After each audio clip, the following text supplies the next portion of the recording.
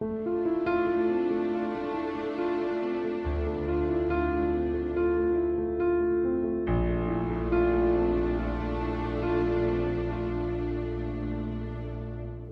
retour sur ce plateau, on parle cette fois-ci de l'actualité qui bat son plein à travers le monde et au Cameroun notamment. Il s'agit de la pandémie de coronavirus qui a donc imposé des mesures barrières édictées par le gouvernement. Celles-ci ont été allégées par des mesures d'assouplissement présentées le 30 avril dernier par le Premier ministre chef du gouvernement, Joseph Dione Ngouté.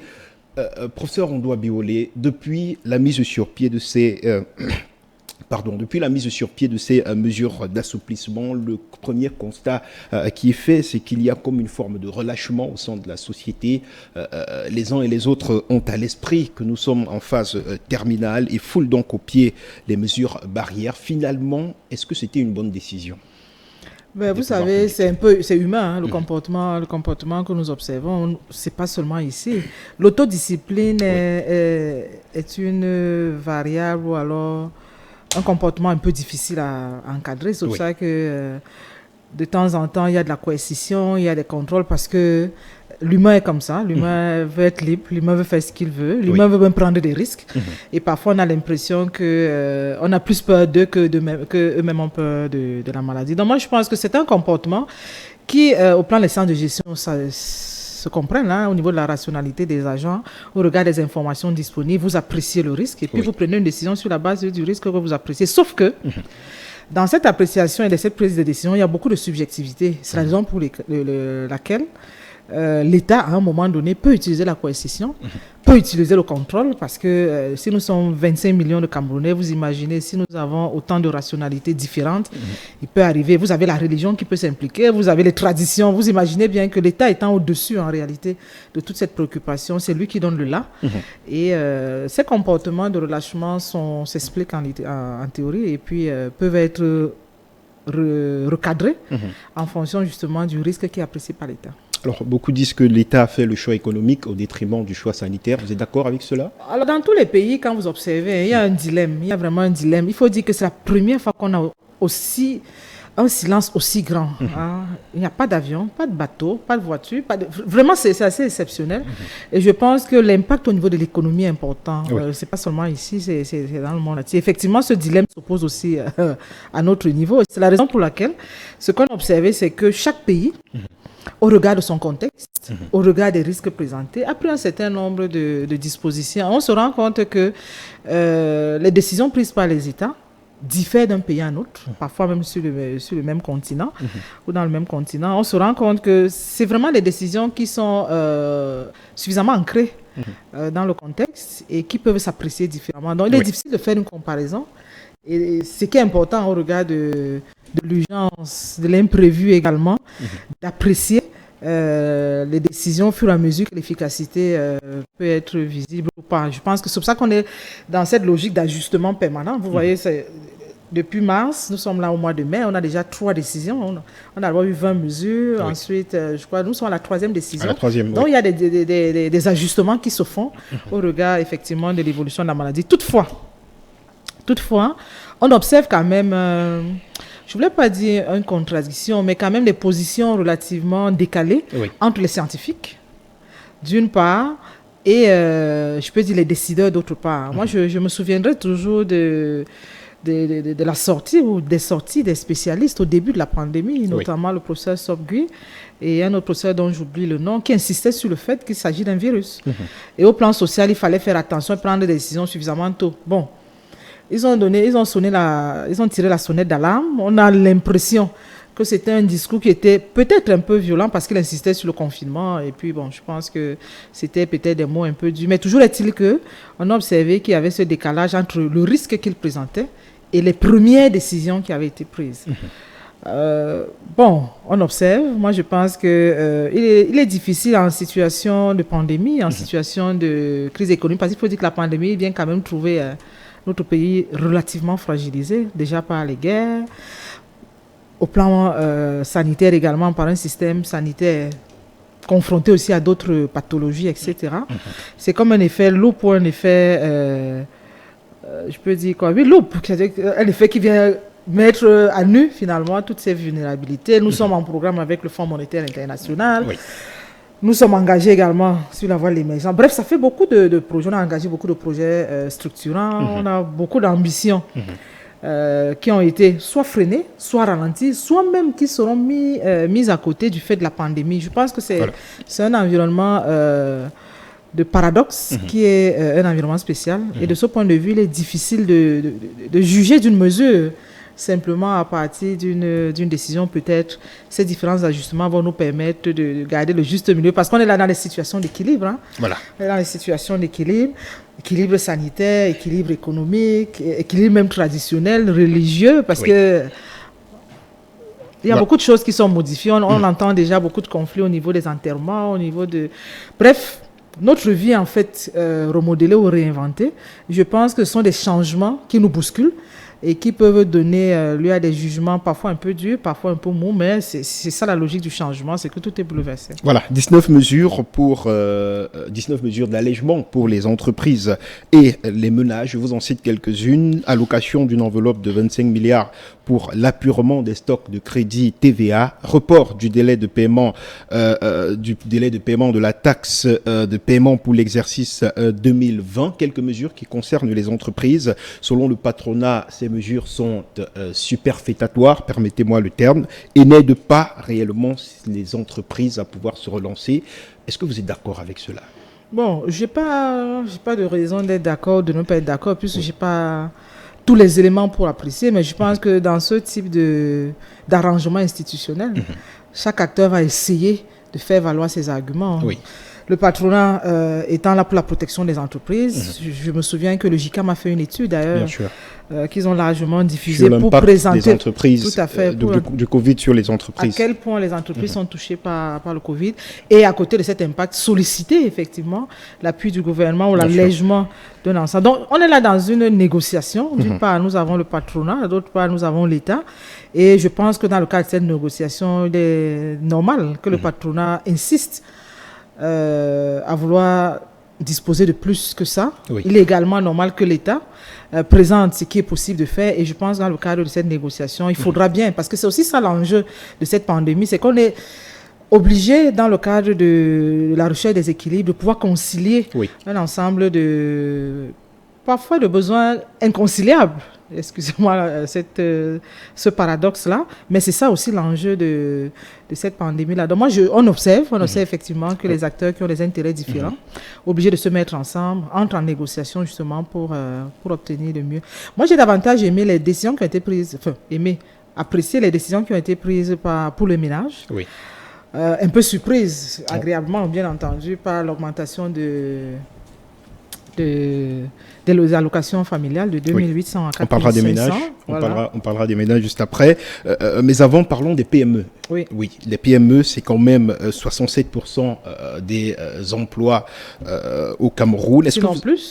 Sinon plus. Ouais. Est-ce que vous avez l'impression aujourd'hui que les PME ont véritablement été prises en compte dans ces mesures de relance du gouvernement? Alors, c'est difficile de répondre à cette question, mais revenons un peu au tissu économique. Et moi, j'ai bien aimé votre entrée par les PME, mais disons que nous avons aussi un secteur informel assez grand. Oui. J'ai même envie de dire assez imposant et assez lié au secteur des PME et même de la grande entreprise. Donc, on a l'impression, lorsqu'on apprécie notre secteur économique, qu'il est difficile de prendre des mesures seulement pour la grande entreprise sans que la PME ne soit touchée. Oui. Difficile de prendre les décisions sur la PME sans que le secteur informel ne soit touché. Et donc, lorsqu'on voit ces mesures, on se rend effectivement compte qu'il y a, c'est vrai, pour l'instant, quand on apprécie les mesures, on se rend compte qu'on peut avoir l'impression que ce sont les grandes entreprises qui sont, entre guillemets, bénéficiaires. On parle de remboursement de la TVA. Oui. Bon, c'est vrai qu'il y a aussi une disposition par rapport à la CNPS qui peut toucher aux PME. Mais on a eu l'impression que la première grande réponse du gouvernement, à travers ces dispositions, était une réponse adressée, disons, au GICAM. Mais rappelons quand même, et j'ai été surprise de l'apprendre récemment, que le GICAM n'est pas composé que de grandes entreprises. Le GICAM a 62%, si le chiffre qui m'a été donné est exact, si je ne me perds pas dans le chiffre, mais à peu près 62% de PME. Ça veut donc dire que toutes ces dispositions, même si elles sont en groupement, et même de TPE, mais TPE regroupées vraiment dans de grands réseaux. Donc, pour dire que ces dispositions vont forcément toucher toute la chaîne économique pour deux raisons. La première raison, que ce soit les grandes entreprises ou les petites entreprises, on se rend compte que pour les grandes entreprises, les petites entreprises sont souvent des sous-traitantes. Donc, une action comme celle-là peut être considérée comme structurante, c'est-à-dire qu'il va toucher également tous les secteurs, jusqu'au secteur informel, il ne faut pas croire. Oui. Deuxième raison, c'est que lorsqu'on on apprécie ce phénomène, on va se rendre compte que et ça peut être une réflexion intéressante. On va se poser une question de savoir quelles sont les dispositions, et d'ailleurs peut-être on est parlé jusqu'au bout, lorsqu'on dit par exemple de suspendre ou de geler la taxe d'occupation de la place publique. Oui. En fait, c'est pour le secteur informel. Donc on s'est rendu compte que toute la chaîne a été touchée à des degrés divers. Oui. Et de ce point de vue, ce qui serait intéressant, et c'est la deuxième raison dont je parlais, c'est de voir comment est-ce que le tissu se tient dans sa dynamique. Et nous, en tant que chercheurs, et nous avons d'ailleurs engagé une recherche là-dessus, c'est vrai, d'abord à très court terme, mais maintenant à moyen terme, c'est de voir comment le secteur informel a été également touché par la crise. Comment est-ce que les mesures du gouvernement ont permis d'encadrer, de sauver ou même de détruire le secteur informel. Et dans ce secteur informel, ce qui nous intéresse, c'est de voir également la catégorie des femmes. Et je pense que d'ici décembre... Alors, il y a un certain nombre d'exonérations au niveau des marchés. Est-ce que cela ne permet pas, selon vous, à ce secteur informel de respirer un tant soit peu? C'est l'analyse qu'on doit pouvoir faire. Et pour ne pas avoir des jugements ex ante, on va au moins les avoir ex post, c'est-à-dire 3 mois après, ensuite 6 mois après. Nous sommes une équipe de chercheurs très intéressés par cette épidémie et notamment l'impact pour l'entreprise, parce que comme je vous ai dit, nous sommes dans le secteur du management et à l'université de Yaoundé 2, nous avons le réseau des femmes managers, les femmes de l'université, le RESFUGE, qui mène une réflexion qui sera d'ailleurs rendue publique sous peu, déjà qui a mené une réflexion à très court terme, mais il y a également des réflexions pour répondre à votre question. J'espère que vous allez inviter l'une d'entre elles d'ici décembre, parce que les premiers résultats seront également disponibles au mois de novembre. Donc on aura quand même 8 mois. Disons mars-novembre, on aura le temps d'observer et d'apporter des réponses plus précises à ces questions pour qu'on ne reste pas essentiellement dans les opinions et dans les jugements. Il faut apporter des éléments de preuve. Alors, de ce point de vue, on aura de quoi parler. Revenons sur les PME. Le patronat demande, par exemple, je sais que vous l'avez appris, la mise sur pied d'un fonds de garantie souverain qui permettrait donc de couvrir les engagements compromis auprès des banques pendant la crise. C'est une solution appréciable selon vous? Alors, c'est une proposition qui a été faite. Et si vous avez suivi l'actualité, dans tout cas, moi, je me suis opposé à cette proposition-là, au regard de l'expérience antérieure du FOGAP, du FONADER et autres fonds qui avaient été mis en place par l'État. Et l'argument qui est le mien, c'est que l'environnement institutionnel n'a pas beaucoup changé. L'environnement, en termes de comportement, de rationalité des agents, cet environnement n'a pas beaucoup changé. Et ce fonds pourrait connaître le sort que les autres aussi ont connu. Parce que ce qui faisait problème, ce n'était pas l'absence de fonds. C'était comment est-ce que ces fonds ont été gérés. Mais c'est un argument qui a été très vite battu en brèche par les patrons du patronat, qui indiquaient que pour sauver justement ce fonds, ils devaient mettre en place un outil de gouvernance pluriel qui tenait aussi bien compte des décideurs publics, du privé, etc. Voilà. Deuxième argument que moi je leur oppose, c'est que c'est pas ça qui est le problème, c'est pas la multiplication de personnes dans l'organe dirigeant, non. La concussion peut bien s'observer. Des personnes issues du privé comme du public. Ben oui, c'est des êtres humains, c'est des Camerounais, donc peu importe qui on met, on peut mettre une seule personne. Mais si on est rigoureux sur la gestion, sur le contrôle, on n'a pas besoin d'avoir 10 personnes. Non seulement évoquer 10 personnes, c'est donner la chance. Ou alors à cet argument qui voulait dire que l'environnement institutionnel est un problème. Alors moi, quelle est la préoccupation? La préoccupation, c'est de dire, lorsqu'on voit les mesures qui ont été présentées par le gouvernement, et si on part de l'hypothèse que les entreprises qui investissent leur argent, leur temps, à la limite, avoir une entreprise, c'est un métier, je veux dire, dans leur vie, ne font pas dans l'aumône. Ce n'est pas de la pitance. Pourquoi je le dis? Parce que l'État également leur doit de l'argent au niveau... Vous avez parlé de la TVA, mais il y a également leurs factures. Et donc, mon argument était de dire, si ces factures sont payées, il peut arriver que la trésorerie de ces entreprises soit également, se porte bien à la place d'une garantie. Parce qu'une fois que vous avez amélioré... Nous sommes dans une période de crise. On essaie de comparer les mesures. Oui, je suis d'accord. Moi, j'ai un comportement un peu économique. Vous allez introduire un peu de politique et peut-être de diplomatie. Et vous avez tout à fait raison. Et je comprends bien la posture de l'État. C'est pour ça qu'il y a cette négociation-là. Mais ce qu'on essaie de dire simplement, c'est que dans la position du patronat, oui. S'il m'avait été demandé de donner une proposition, je n'aurais pas proposé le fonds. Pour 2 raisons. La première, le fonds, c'est un fonds de garantie, c'est vrai, ce n'est pas de l'argent qu'on leur donne. Ils peuvent servir de garantie au niveau des banques, etc. Mais l'attribution de ces fonds dépend également d'une procédure qui doit être une procédure bien encadrée. Et comme je disais, l'expérience antérieure et l'environnement actuel ne nous assurent pas de cet encadrement. Par contre, ils y tiennent. Moi, je peux me tromper. Moi, je peux me tromper. On est là dans des arguments qui peuvent être complètement discutables. Et moi, étant complètement en dehors de leur sphère, peut-être je ne maîtrise pas bien les risques et les avantages de cette proposition. Mais je le dis quand même.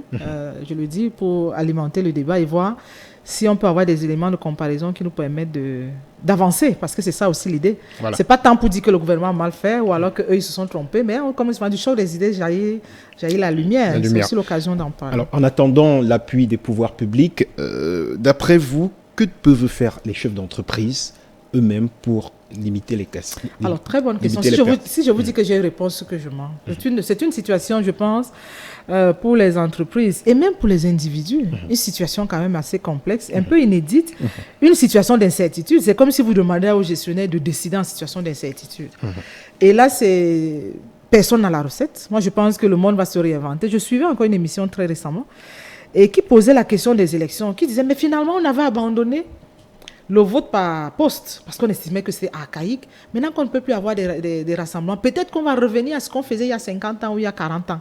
Donc, vous vous rendez bien compte que les décisions du moment vont beaucoup dépendre de la façon dont l'environnement sera modifié. Donc, je suis presque sûr que les entreprises également sont en phase d'observation. Alors, ce qui est intéressant, c'est de savoir si ces entreprises, pas si, elles ont des structures d'analyse, de prospective qui permettent effectivement de décrypter les phénomènes et de voir comment se repositionner. Se repositionner déjà par rapport aux produits. Moi, je suivais encore l'actualité ce matin où on disait que le marché de la médecine devient un marché, le produit de la médecine devient un produit que la Chine décide finalement d'offrir à l'Afrique. Vous avez suivi que c'est dans quel pays? En Algérie. Les médecins chinois sont venus proposer là. Donc, vous vous rendez compte que si je suis une entreprise, je vais regarder de près. Je dis, est-ce que vous parlez de réorienter? De réorienter complètement même l'activité. Il peut arriver qui est de production. Dans le cadre des changements envisagés, des changements de sentier, c'est-à-dire au niveau des produits connexes, ou même alors d'une réinvention totale, le télétravail, tous les outils de TIC. Je pense que dans notre environnement, si les structures de télécom n'ont pas saisi cette opportunité, je pense qu'on va passer à côté. Mais on se rend compte que l'environnement va changer. Pour l'instant, il n'y a pas de panacée, il n'y a pas de remède miracle. Je pense que l'une des options, c'est d'avoir des structures de veille, de prospective, et même de procéder par essai-erreur, parce que dans un environnement aussi incertain, on utilise la prise de décision par essai-erreur, et puis on s'ajuste en attendant de voir dans un environnement à moyen terme. Parce que si vous avez suivi l'actualité, en Afrique tout au moins, on estime que la crise peut aller jusqu'au mois d'octobre. Ça, ce sont les prédictions de l'Union africaine dans ses analyses. Ça veut donc dire que c'est un peu une année blanche, une année de ralentissement assez importante. Donc, on essaie de penser à ce moment, qu'est-ce qu'on fait? Maintenant, post-crise, qu'est-ce qu'on fait? C'est maintenant, même pour certaines activités, maintenant, c'est même déjà le passé. Demain, c'est même déjà aussi le passé. Donc, il y a forcément une analyse stratégique qui doit se mettre en place. Alors, ce qui est intéressant dans notre environnement, c'est quoi? C'est que même les PME, qui sont souvent considérées comme étant des entreprises vulnérables, sont obligées de mener cette activité stratégique. Et donc, il n'y a plus de limites. Et je pense que même notre discipline de sciences de gestion peut s'en trouver modifiée. Il n'y a plus de limites vraiment au niveau de certaines fonctions entre les grandes entreprises et les petites entreprises. Mais si, en tant que petite entreprise, vous ne faites pas la stratégie, vous pouvez disparaître. Donc, du coup, on est tous dans un même panier. Et j'ai envie de dire que les destins sont liés. Et c'est la raison pour laquelle vous voyez toute cette solidarité. Maintenant, c'est le patronat qui demande à l'État, même à l'intérieur du patronat, je suis presque sûr que les entreprises vont également demander la solidarité entre elles. Dans le cas des activités de sous-traitance, ça, ce n'est pas exclu, puisque dans tous les cas, nous sommes tous embarqués dans ce bateau qui menace de couler. Parlons des ménages à présent. Jusqu'à quel point sont-ils impliqués dans ces mesures du gouvernement? Alors, vous savez, en amont et en aval, ce sont les ménages qui sont les bénéficiaires, ce sont les ménages. Parce que lorsque les entreprises, je prends un exemple simple, comment est-ce qu'on arrête le prix d'un produit? Le prix d'un produit, vous avez le coût de production, vous avez d'abord la production, et puis vous avez toutes les charges qui rentrent dans les coûts de transaction qui sont imputés au produit. Vous avez le bénéfice qui est également... Et qui paye le prix? C'est le ménage. Maintenant, vous avez l'État qui régule, parce que l'État est également soucieux du niveau de vie des populations. L'État qui régule. La régulation de l'État aura aussi une incidence sur la fixation de ce prix. Et qui va payer? Le ménage. L'État qui veille sur l'inflation. Donc, dans tous les cas, les ménages sont au cœur. Qui aime un ménage, en fait? Nous sommes tous des ménages. Sauf que, dans la répartition des rôles, on se rend compte qu'il y a des entreprises qui servent également des produits. Et moi, je pense que les ménages sont en amont et sont également en aval. Donc, les ménages payent le prix de cette pandémie au premier chef. Et maintenant, les acteurs économiques qui constituent le secteur, le tissu économique, ces acteurs peuvent également contribuer à améliorer ou pas. Parce que c'est ça l'enjeu, en fait. C'est comment est-ce que les ménages vont supporter le contre-coup de cette crise. Et quand on parle de ménages, on parle là des clients des entreprises. On parle également de toute la préoccupation des clients de l'État, en ce sens que l'État est garant des égalités. Il doit s'assurer effectivement que le tissu social ne va pas connaître une désagrégation très forte. Parlons de sécurité sociale. Le Premier ministre a annoncé des mesures qui vont de l'augmentation du niveau des allocations familiales, par exemple, la suspension des contrôles et de paiement des allocations au personnel des entreprises ne pouvant pas s'acquitter de leurs cotisations sociales, entre autres. Des mesures qui concernent pour l'essentiel les travailleurs du secteur formel. Est-ce à dire que le secteur informel a été un tant soit peu lésé par le gouvernement? Alors, quand vous dites informel, il est difficile que ce soit un secteur régulé, parce que informel veut dire quand même qu'il échappe un peu aux principes modernes, même si il y a un ensemble d'éléments qui peuvent être suivis. Je vous ai dit tantôt qu'il est difficile, en l'absence des chiffres, de pouvoir donner un avis, vraiment un avis qui ne soit pas une opinion en réalité. Vous allez me permettre d'avoir de la réserve sur cette question et de vous dire que lorsqu'on aura des études, on pourra donc savoir comment est-ce que le secteur informel a été touché et à l'issue de cette étude, voir quelles sont les dispositions que l'État peut prendre. Parce qu'en réalité, la crise arrive et trouve des environnements qui sont fragilisés au niveau des filets sociaux. Les politiques publiques sociales, pour certaines sont en émergence, pour d'autres sont en démarrage, d'autres ont été supprimées, etc. On était en pleine reconstitution de ces filets sociaux. Donc il est bon de voir comment est-ce que le secteur informel est impacté et à travers lui, les ménages. Parce que lorsqu'on parle des ménages, vous allez vous rendre compte qu'on a quand même une masse importante au niveau de... Et moi, je pense que ce serait intéressant d'en parler avec beaucoup plus d'arguments. Alors, dernière question pour sortir de cet entretien. Quels sont les leviers qui devraient, selon vous, être actionnés pour relancer l'activité économique post-Covid? Très bonne et très large question. Ai-je la réponse? Je ne suis pas sûre. Parce qu'en réalité... et c'est un peu l'une des exceptions de cette crise, c'est qu'il y a beaucoup de leviers qui tiennent compte de la solidarité internationale. Oui. On a entendu parler des banques centrales, avec des leviers également au niveau de la monnaie.